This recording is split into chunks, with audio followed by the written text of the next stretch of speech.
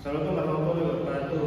Di sini saya akan menjelaskan tentang audit sistem informasi Aziza Flores menggunakan kerangka kerja COVID 2019. Di sini saya sendiri dengan Muhammad Hidayatullah, NIM 22510011, dan saya Fajar Mahayoga dengan NIM 22510003. Kemudian latar belakang resiko ketergantungan kunci. Aziza Flores adalah UKM kerajinan Kloben Jagung yang mengandalkan keunikan produk, namun audit awal menunjukkan tata kelola dan manajemen penjualan masih didominasi praktek konvensional.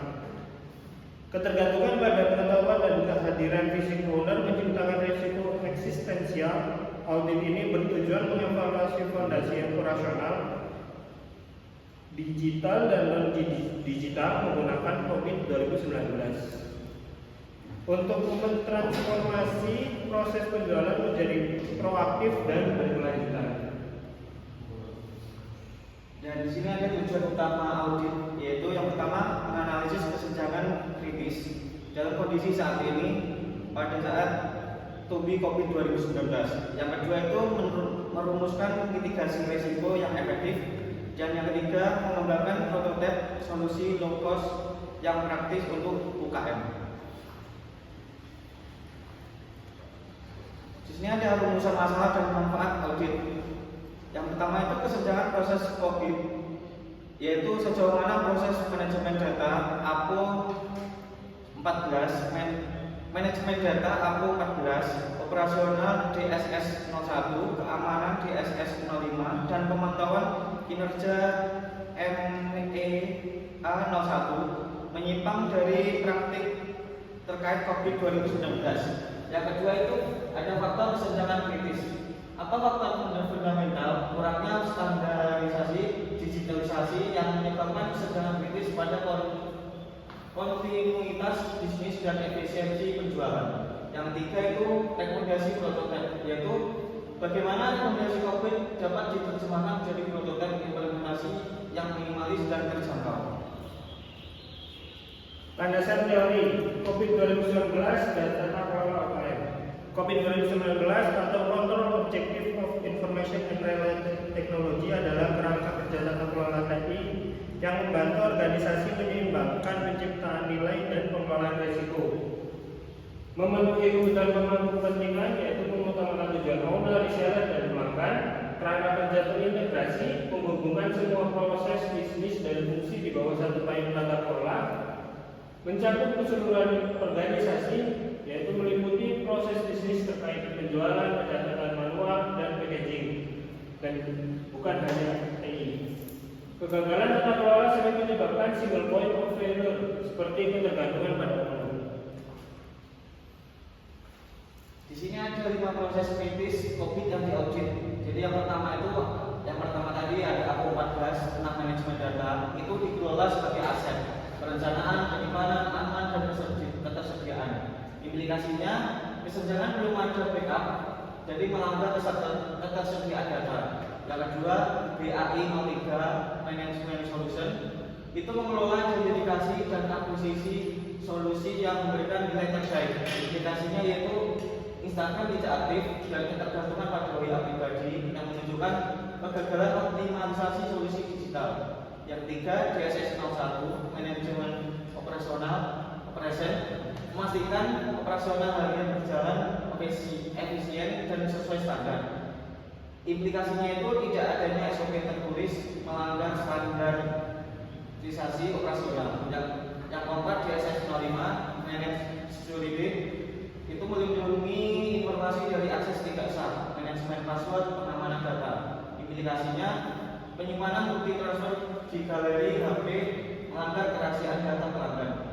Yang terakhir ada MEA 01 performance monitoring, itu mengukur kinerja proses terhadap target. Implikasinya, laporan hanya angka total, menyebabkan keputusan diambil tanpa didukung data trend. Kemudian temuan audit kesenjangan kritis dan tinggi. Keluhan pelanggan stok tidak sesuai, packing kurang, validasi kesenjangan dari APO 14 dan DSS 01. Dari A14 yaitu kritis, penyimpanan di buku dan Excel lokal tidak ada backup. Resikonya kehilangan 100% riwayat transaksi dan data pelanggan jika perangkatnya rusak.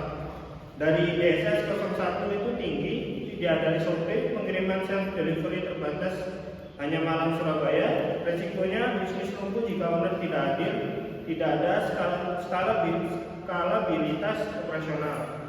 Dari 03, Instagram tidak aktif, penjualan 90% menggunakan via WA pribadi.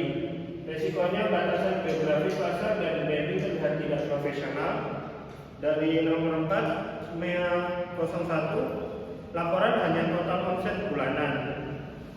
Resikonya keputusan produksi atau pemasaran dapat dibuat berdasarkan asumsi bukan data kinerja.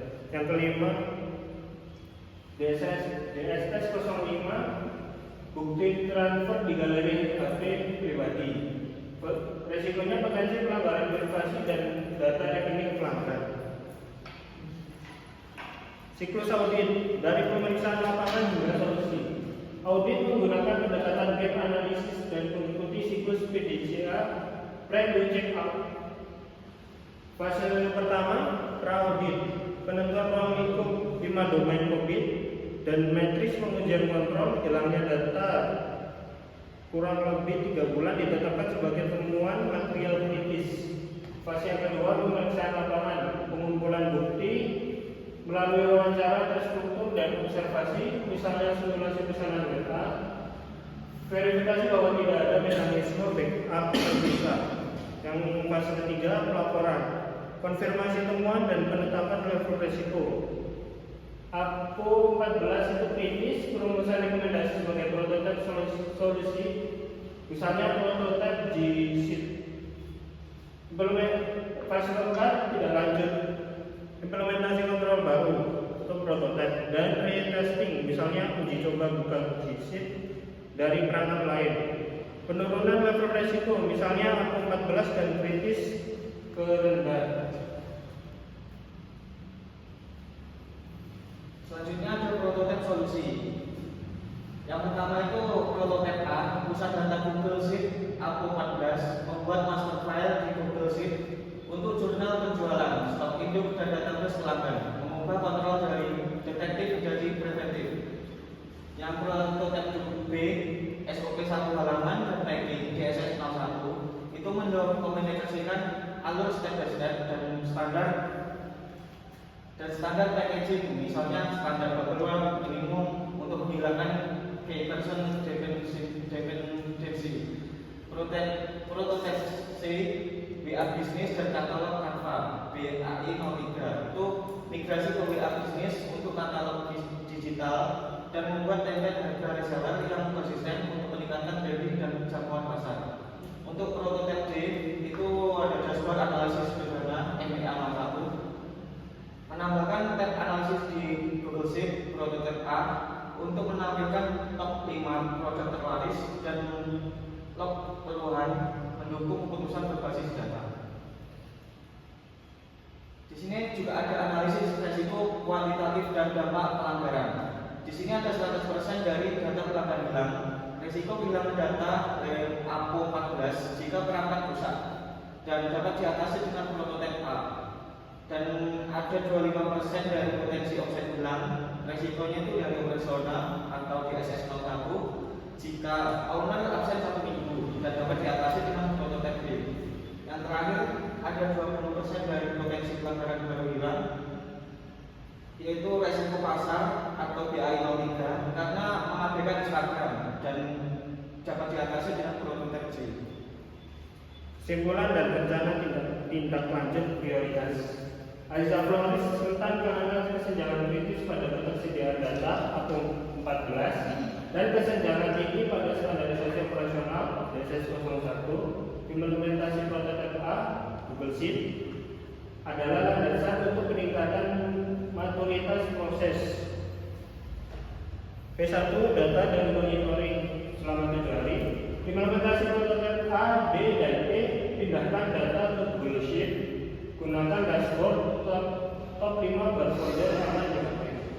B2, pemasaran digital Selama 10 hari, implementasi foto tercip, migrasi ke web bisnis, upload katalog digital, dua template, harga reseller. P3 operasional selama 2 minggu, implementasi prototype B, gunakan SOP 1 halaman dan uji coba pengiriman dengan ekspedisi resmi. P4 tinjauan ulang 2 minggu setelah P3, evaluasi penggunaan Google Sheet, efektivitas stok dan dampak terhadap komplain pelanggan menuntut kesenjangan publik. Di sini ada tampilan dari prototipe dari kita, Asisatoris. Yang pertama itu ada total omset bulan ini, jumlahnya berapa. Jadi ini per bulan dan bukan per minggu atau per hari. Dan di sini ada debit transaksi kalau misalkan ada pelanggan mau membeli. Di situ ada data nama pelanggan, nomor HP, dan nantinya pasti akan masuk ke database dan tersimpan ke database dan pasti aman. Di situ ada pilih produk juga, produk apa yang dipilih nanti bakalan tampil juga dan masuk ke WA-nya si pelanggan kalau misalkan sudah melakukan pembayaran. Di situ juga ada kontrol dari produk, transaksi, si data, dan hapus sampel. Itu yang bisa mengatur adalah ownernya dari ownernya itu sendiri. Cukup itu saja saya kira. Semoga bermanfaat. Kurang lebihnya mohon maaf. Wassalamualaikum warahmatullahi wabarakatuh.